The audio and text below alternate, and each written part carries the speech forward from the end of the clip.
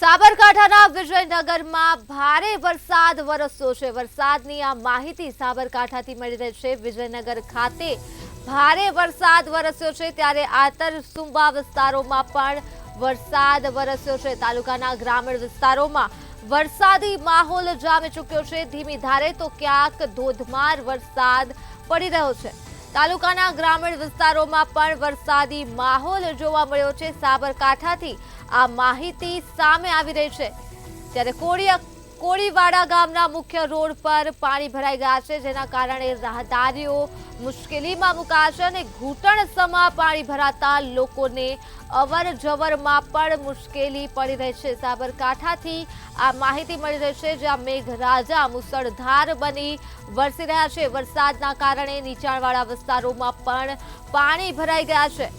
વિજયનગરથી ભિલોડા જોડતા હાઈવે ઉપર પણ પાણી ભરાઈ ગયા છે, જેના કારણે વાહન ચાલકો પણ મુશ્કેલીમાં મુકાયા છે।